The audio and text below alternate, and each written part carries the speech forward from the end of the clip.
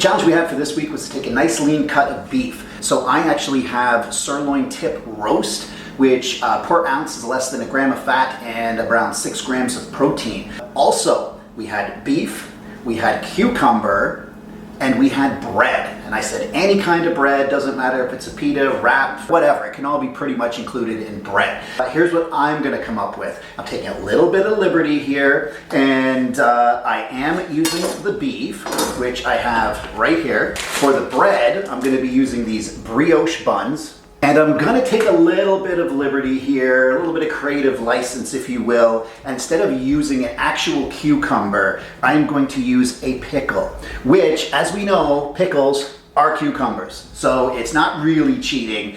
What I am going to make is a much cleaner version of a Big Mac today. It's gonna have all those same flavors, and I'm hoping even better. I'm gonna make it smash burger style. It's gonna be a really lean burger, a typical 80-20 blend of beef, which is what they normally use for hamburgers, is going to have 6 grams of fat per ounce and 5 grams of protein. I'm at 6 grams of protein and less than 1 gram of fat per ounce. So it's much, much leaner. Now what I'm gonna do to jazz up the fat a little bit in there, so I'm gonna add some fat of my own, and I'm gonna add this, duck fat. Now I know you're probably thinking, oh my God, duck fat. He's adding all this extra dirty fat to it, but here's the deal. Duck fat is the lowest saturated animal fat there is. It's actually mainly mono and polyunsaturated fats. It's high linoleic acid, which is great for lowering your cholesterol, as well as olenic acid, which is good for anti-inflammatory. I'm not saying it's the healthiest fat out there to eat, but it's gonna add a lot of flavor, and it's gonna be much less saturated than if I went with a higher blend of fat in the beef. So I'm actually gonna grind this beef up by hand or with a little processor here. I'm gonna add that fat to it. So I'm gonna make the patty with that fat in there. So I'm gonna put our beef in here, a little bit at a time. Each patty is going to end up being 2-ounce patties, and I'm gonna do 2 of them. So I'm gonna use this little setup here, nice and simple, okay? I'm just gonna get this going. Whoa, that's a weird sound. Full disclosure. That little handheld fucking thing did not work, okay? The meat is just too much for it. So when I'm trying to grind it up, if you get in here, you can see it's all kind of staying together, right? It's not doing a very good job. So what I'm gonna do is what I should have done to start is we are gonna go to this bad boy, this baby right here. We need some muscle. So I'm gonna put in half of this at a time. That's a lot better. Lot better texture. Don't try and use a little Mickey Mouse handheld thing. That is not going to do the trick. If you're not grinding this stuff up at the butcher and you're going to use this technique, it's going to take some horsepower. I'm going to be using a good old cast iron pan. I've had this thing for, oh my God, probably 30 years. I bought this as a teenager to go camping with. This thing is well seasoned. Okay, so basically the goal is we're gonna have 4-ounce burgers. So we're gonna have quarter pounder, if you will. So we're gonna have 2 balls. But I got 4 ounces here right now. All you need to do now is mix in the teaspoon of the duck fat. All right, now that that's mixed in, I'm just going to portion these into 2 balls. Ball number 1. Ball number 2. So we're going in the pan with these. 1, 2. We want to make sure that we hear that nice sizzle. Just the more surface area we get, the better. So our goal here is to get as much surface area on those burgers cooking as possible. In the meantime, it's time to make our Big Mac sauce. We're going to use half this sauce, but just for measurement wise, it's going to be easier. So I've got our half fat mayo. So we're going to get 2 tablespoons in there.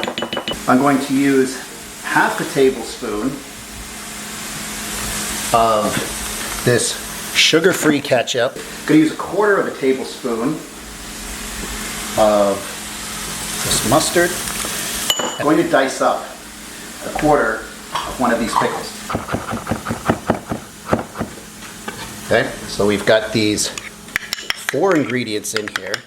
Only half of this is actually going to be used on the burger itself. Okay, so salt and pepper on the one side.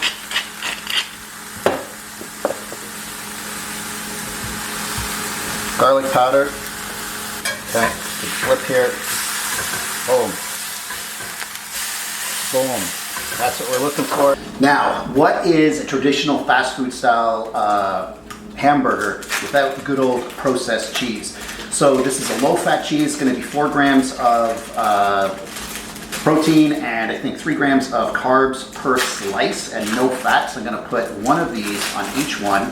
For the Big Mac, the traditional toppings are literally just a bit of chopped onion and a little bit of lettuce.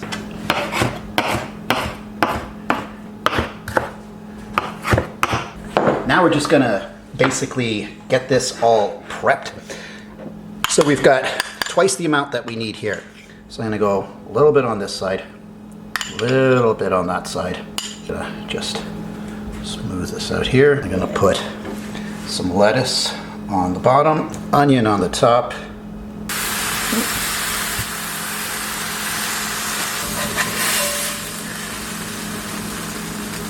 So there we have my version of a Big Mac, cleaner, definitely less guilty, hopefully a lot tastier. So let's see how this thing tastes. All right, here we go.